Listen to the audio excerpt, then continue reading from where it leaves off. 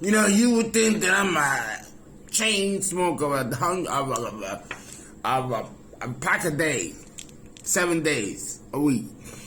No, it's that the air conditioner is so fucked up. I don't like air conditioners, and it really does something to my lungs. So it's not because I don't smoke, unless I'm doing shamanic work. And even when I do, I don't inhale those heavy cigars or cigarettes even. So it's terrible to have that.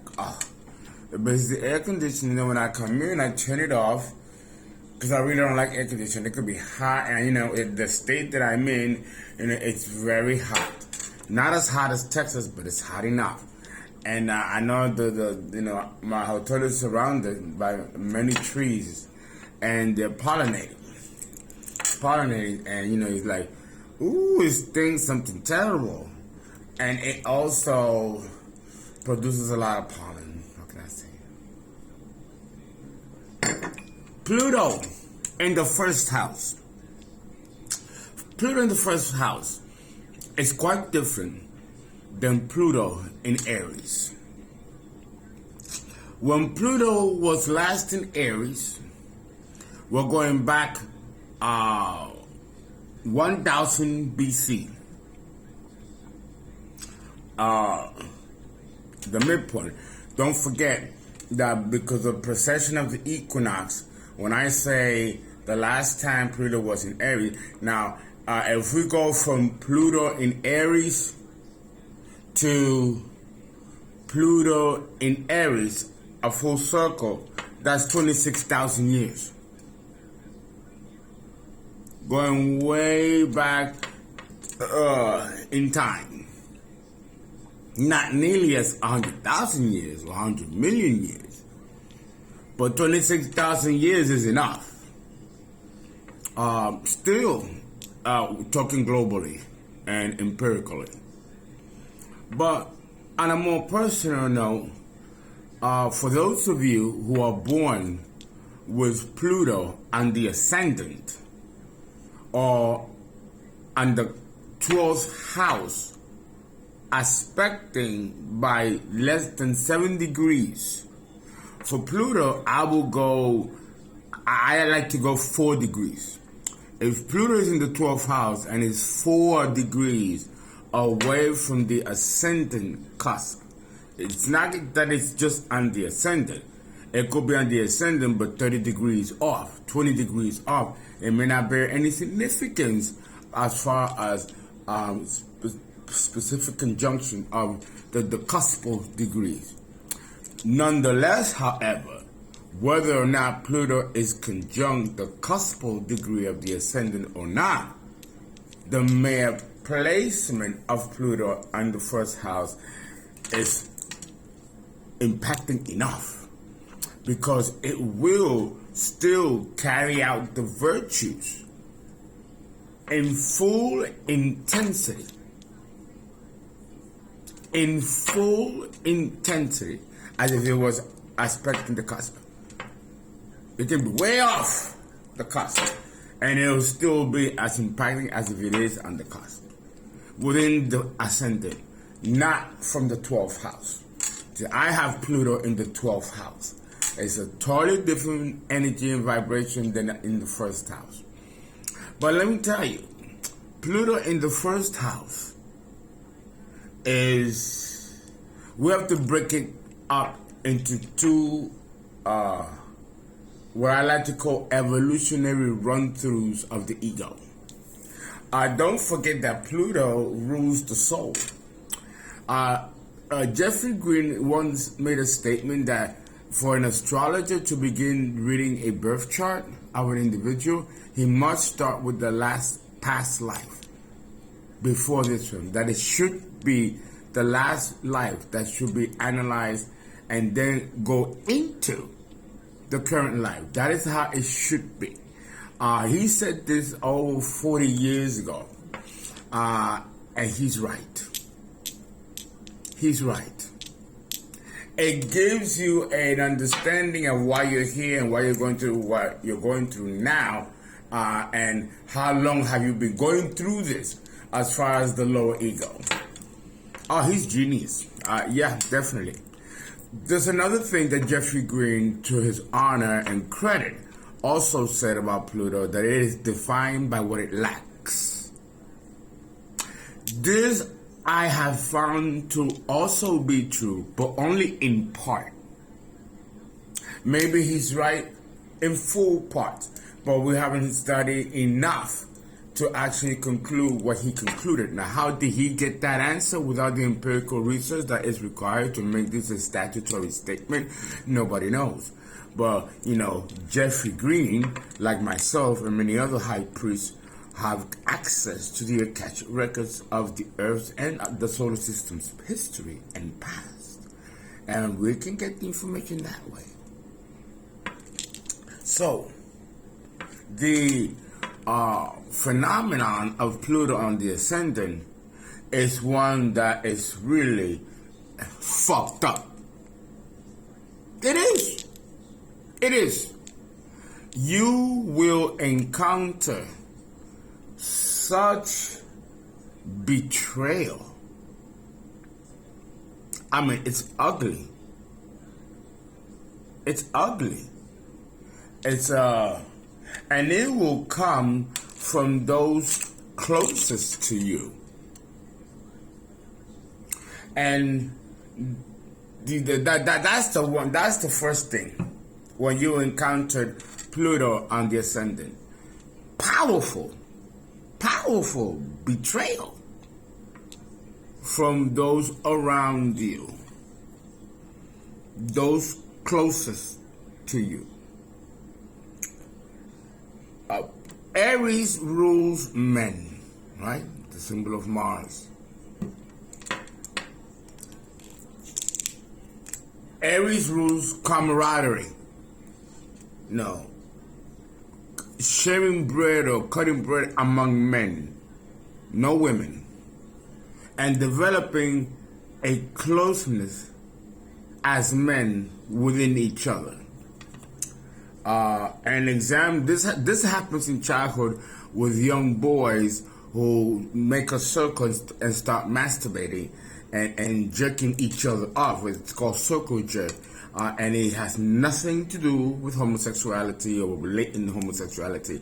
This is something about figuring out who's bigger than the other and how it works, and it's part of puberty and discovery, and it happens to boys, all cultures, no exceptions.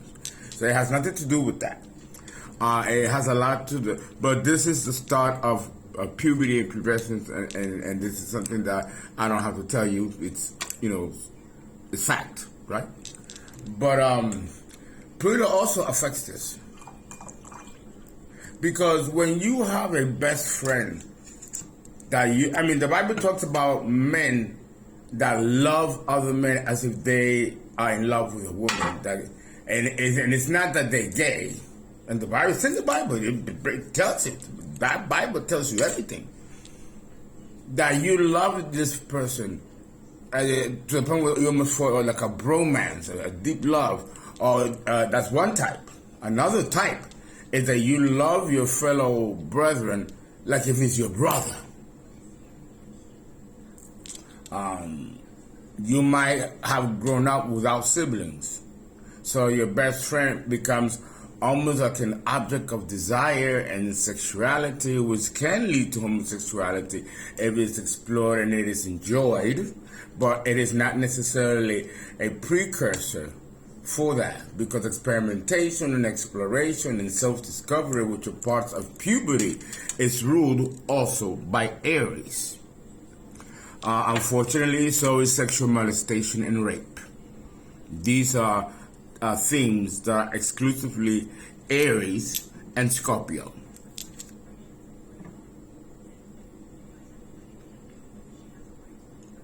Lots of men alone. So why do I say this? Well, because, and I have friends that have Pluto on the ascendant, and I have cried with them at the terrible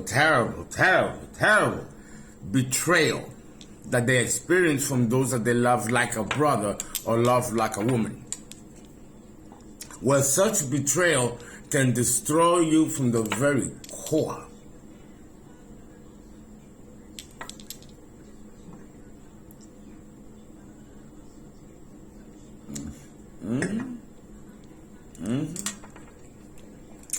So we've discovered through 40 years and examining hundreds of charts of Pluto and the ascendant that these individuals, and we follow, like Jeffrey Green, these individuals from, there's some that were 16, 17, 21, and I do remember following these people until they became age 40.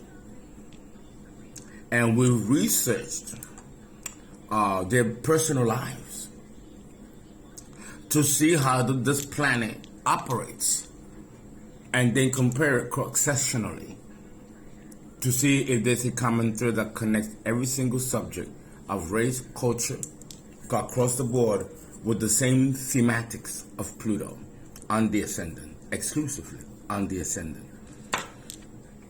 with no conjunctions or aspects or midpoints involved.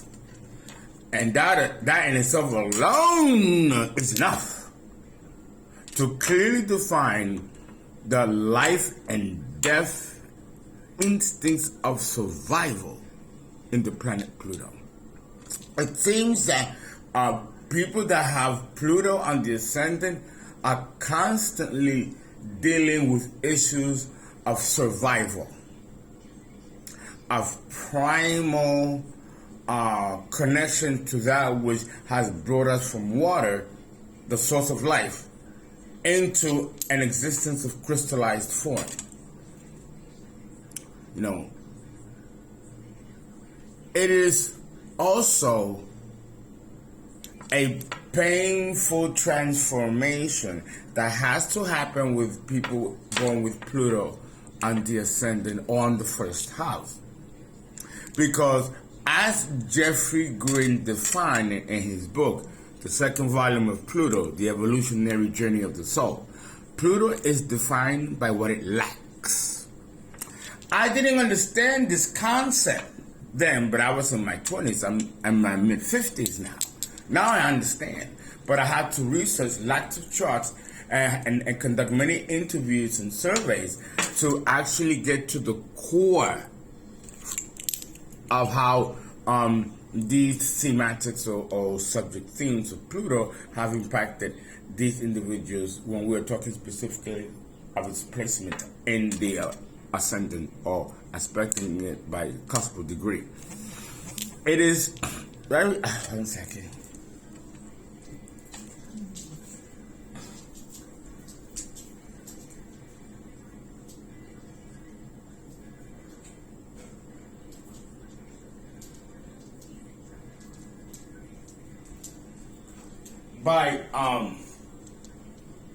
Pluto is defined by what it lacks. So we have to look at that. So when we talk about Pluto and the ascendant, we are talking about Aries, the god of war. The subject points when we're dealing with Aries and the first house is that of courage, bravery, risk, blind ambition, winning at all cost, and conquering and destroying your enemy.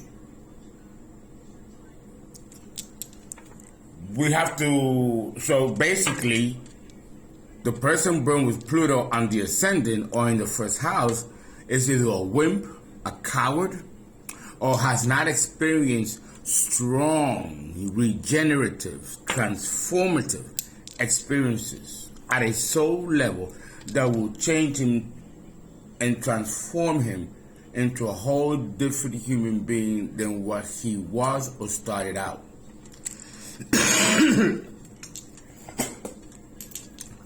Garbage Pearl is right there. Think of movies like the Titanic. 1,475 people died in that fateful day. Many of them have Pluto on the ascendant. Many, including some of the notables, though I cannot mention because, they belong to those rich, powerful families. But we have their charts, and they died in the same way that the poor person did, that the average person did.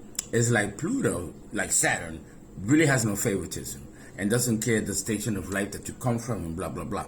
It's there to create another aspect of you. We're not born a particular way, live our entire life that way, and then if we're lucky enough to reach old age, die, reach old age and then die without a single transformation of self along the way. You can't live 90 years or even 70 years and be the same person. There has to be periods in the cycle of life and where you have to transform yourself into other more powerful states of performance of the higher ego. An example of this would be you was a wimp, a pushover. But then when you reach puberty, you got into martial arts. And now you are a badass as a martial artist. You take this further into your 20s and reach the prime of your life developing this skill. You're not that same wimpy little boy in his teen years that started out with no courage. Something had to happen, a deep, fearful, primal threat to all of existence from within you for you to transform to become now this great samurai or shogun warrior acrobatist, because you're not going to become a warrior per se. You're going to be an acrobatist, right? That's all that pollen coming out. That will make you into someone that's almost like a machine. Toughness, strong. An example of this is going to the military. You go into the military, chubby, wimpy, whatever idealism you may have about the training of war. And then when you get out 5-7 years later, you are a killing machine, you buff and built, you look a totally different thing, act totally different. This is what Pluto does. It changes you. Even your physical body changes because of the ascendant or the first house rules the physical body. Everything is transformed. Everything is changed. With Pluto on the ascendant, you can experience, because again, the ascendant rules your environment. Your environment. Like the third house also rules the environment. But the ascendant is different because it rules your personal environment. So in your personal environment, there may have been violation, like sexual molestation, rape, where your personal space, is violated by another.